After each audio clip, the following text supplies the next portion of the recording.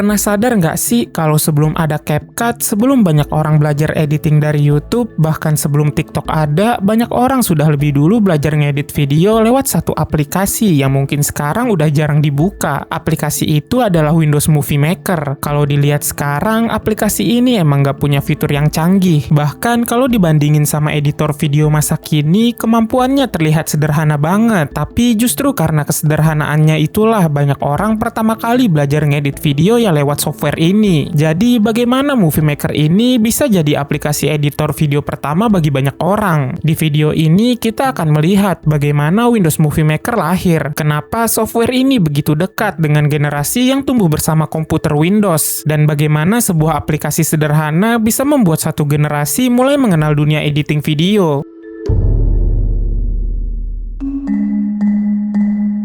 Kalau kita lihat kondisi sekarang, ngedit video itu rasanya gampang banget. Tinggal buka aplikasi, masukin klip, tambahin musik, terus langsung bisa dibagiin ke media sosial. Tapi kalau kita balik lagi ke sekitar akhir 90-an sampai awal 2000-an, kondisinya beda banget. Saat itu, kamera digital dan camcorder mulai banyak dipakai. Orang-orang mulai sering ngerekam momen liburan, acara keluarga, ulang tahun, atau kegiatan sekolah. Akibatnya, makin banyak orang yang punya tumpukan rekaman yang sebenarnya pengen banget mereka simpan atau rapiin. Masalahnya, ngerekam itu ternyata jauh lebih gampang daripada ngeditnya. Pada masa itu, software editing video kebanyakan cuma buat kalangan profesional. Selain harganya yang mahal, cara pakainya pun ribet banget. Pengguna harus pusing duluan mempelajari banyak menu dan pengaturan sebelum akhirnya bisa dapat hasil video yang diinginkan. Kondisi ini jelas bikin banyak pengguna komputer rumahan kesulitan. Mereka punya rekamannya, tapi nggak punya alat yang gampang buat ngeditnya. Di sisi lain, komputer pribadi mulai berkembang jadi pusat kegiatan multimedia. Orang nggak lagi cuma pakai komputer buat ngetik atau main game, tapi mulai dipakai juga buat nyimpen foto, dengerin musik, sampai ngelola koleksi video pribadi. Perubahan inilah yang bikin kebutuhan akan software editing video yang simple jadi makin besar. Pengguna rumahan saat itu cuma butuh aplikasi yang to the point, bisa langsung dipakai tanpa perlu pusing mikirin teknik editing yang rumit.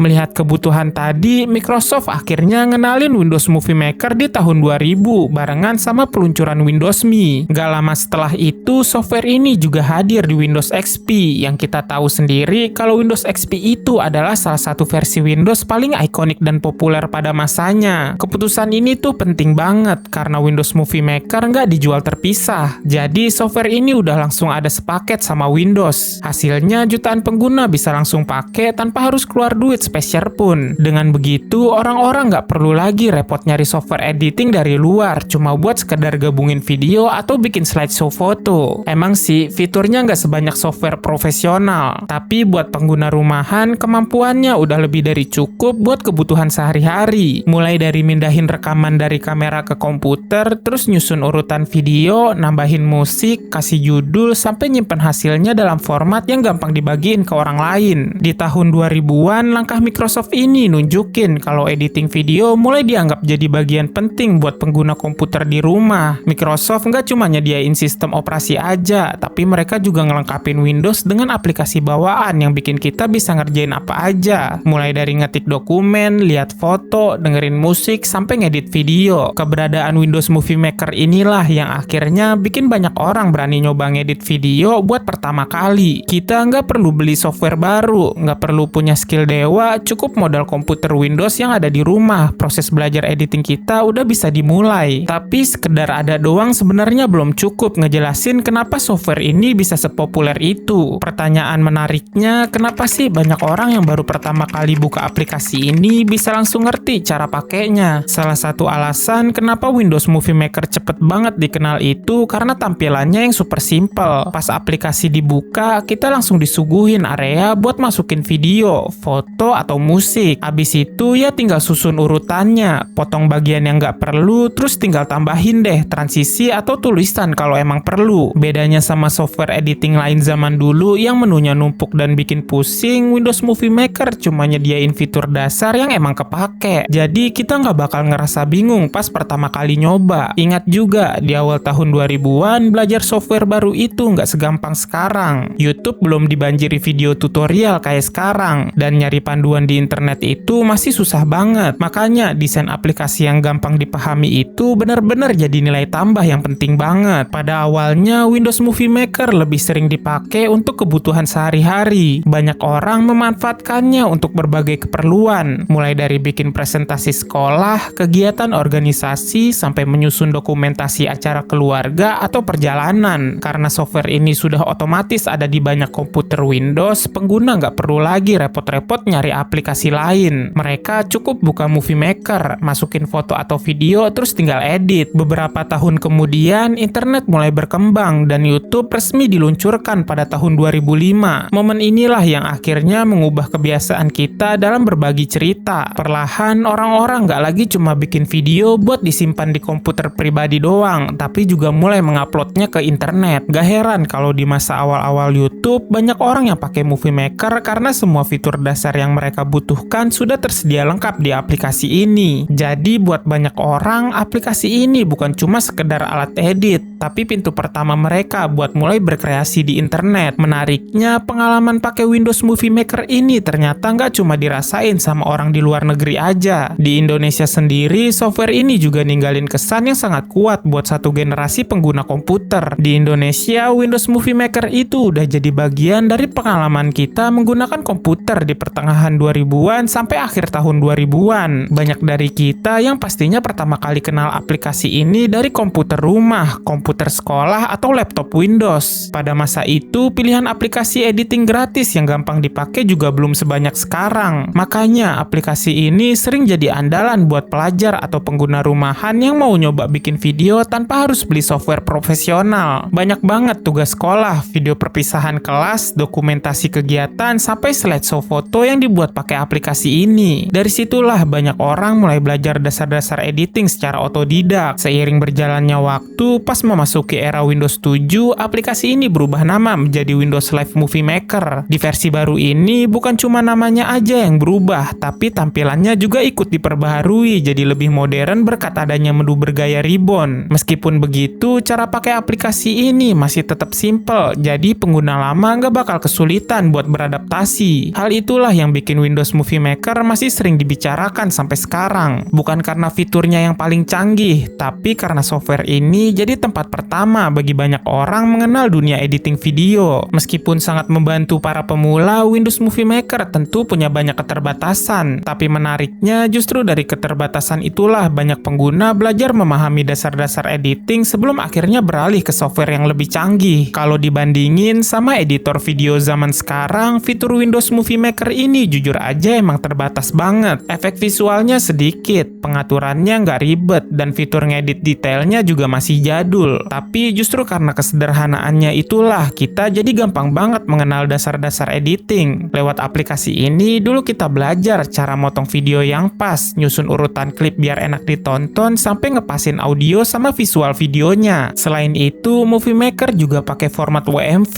yang ukurannya tergolong kecil kalau dibandingin sama format lain pada waktu itu. Nah, hal ini ngebantu banget karena kapasitas harddisk dulu masih pas-pasan dan proses mindahin file juga belum ngebut kayak sekarang. Selain ukuran filenya yang hemat, berbagai efek visual dan transisi bawaan Windows Movie Maker ini juga dibuat sesimpel mungkin. Kombinasi inilah yang bikin aplikasinya tetap lancar jaya dijalanin di komputer spek kentang. Jadi siapa aja bisa nyoba ngedit video tanpa harus punya PC mahal. Buat banyak orang, pengalaman pakai Movie Maker bener-bener jadi fondasi penting sebelum naik kelas ke software yang lebih pro. Tapi ya mau gimana lagi, roda teknologi kan muternya cepet banget. Kebutuhan orang-orang juga makin kompleks dan pada akhirnya Windows Movie Maker pelan-pelan mulai ketinggalan zaman. Masuk ke tahun 2010-an, kualitas kamera terus meningkat. Video beresolusi tinggi mulai jadi standar, sementara kebutuhan editing juga makin kompleks. Pengguna pun mulai menginginkan lebih banyak pilihan efek, dukungan format video yang lebih luas, serta kemampuan mengedit dengan lebih leluasa. Nah, di saat yang bersamaan, makin banyak software editing baru yang bermunculan dan menawarkan fitur yang lebih lengkap. Dari sekian banyak pilihan itu, ada software yang memang ditunjukkan buat kalangan profesional, tapi ada juga yang tetap dirancang agar gampang dipakai sama pemula. Selain itu, pihak Microsoft sendiri juga mulai mengubah strategi. Kalau dulunya Windows Movie Maker selalu otomatis ada sebagai aplikasi bawaan komputer, lama-kelamaan aplikasinya malah dipisah dan harus didownload secara terpisah lewat paket program bernama Windows Essentials. Gak heran kalau setelah beberapa tahun, tepatnya pada tanggal 10 Januari 2017, pengembangannya akhirnya dihentikan total dan Microsoft nggak lagi nyediain versi barunya. Belum cukup sampai di situ, kebiasaan bikin video juga ikut berubah seiring berkembangnya media sosial. Banyak orang jadi beralih ngedit langsung dari ponsel pakai aplikasi yang lebih praktis. Alhasil, proses yang dulu harus dilakukan di komputer kini bisa diselesaikan hanya dalam beberapa menit aja. Deretan perubahan inilah yang bikin Windows Movie Maker perlahan ditinggalin. Bukan karena software ini tiba-tiba jadi buruk, melainkan karena kebutuhan kita semua memang sudah jauh berbeda jika dibandingkan dengan aplikasi ini saat pertama kali diperkenalkan. Walaupun sudah tidak lagi dikembangkan, perjalanan Windows Movie Maker ternyata belum benar-benar berakhir. Sekarang Windows Movie Maker mungkin cuma tinggal kenangan buat sebagian orang. Komputer-komputer baru udah nggak punya aplikasi ini dan kebanyakan kreator sekarang juga udah pindah ke software yang jauh lebih canggih. Tapi kalau kita lihat lagi ke masa awal berkembangnya editing video digital, peran Windows Movie Maker itu gede banget. Software ini ngebuka kesempatan bagi jutaan orang buat belajar ngedit video tanpa harus beli aplikasi mahal atau punya skill khusus. Buat banyak kreator, pengalaman pertama mereka ya mulainya dari aplikasi yang simpel ini. Dari sinilah mereka pertama kali kenal cara motong video, nyusun klip, nambahin musik, sampai akhirnya bisa beresin satu video utuh. Pengalaman dan kebiasaan inilah yang akhirnya ngebantu mereka beradaptasi pas harus beralih ke software editing yang lebih profesional. Di Indonesia sendiri, pengaruhnya juga gede banget. Komputer yang tadinya cuma dipakai buat ngetik atau main game mendadak jadi andalan buat bikin video tugas sekolah, rekaman liburan keluarga, sampai karya pertama yang diupload ke internet. Emang sih, sekarang orang-orang lebih familiar sama CapCut atau editor video di HP yang praktis banget. Tapi jauh sebelum semua aplikasi modern itu ada, Windows Movie Maker udah lebih dulu ngenalin asiknya dunia editing video ke banyak orang. Itulah kenapa Windows Movie Maker masih sering diingat sampai sekarang. Bukan karena fiturnya yang paling canggih atau teknologinya yang paling keren, melainkan karena software inilah yang dulunya ngenalin dunia editing video ke satu generasi penuh, termasuk kita semua di Indonesia. Lalu gimana dengan kamu? Kenangan apa yang masih kamu ingat saat pakai Windows Movie Maker ini? Tulis cerita kamu di kolom komentar di bawah. Jika kamu tertarik dengan video seperti ini dan ingin tahu kenapa Point Blank bisa bikin anak sekolah rela bolos, kamu bisa klik thumbnail yang muncul di layar. Terima kasih sudah menonton video ini. Jangan lupa untuk like, share, dan subscribe channel ini, dan sampai jumpa beberapa saat lagi.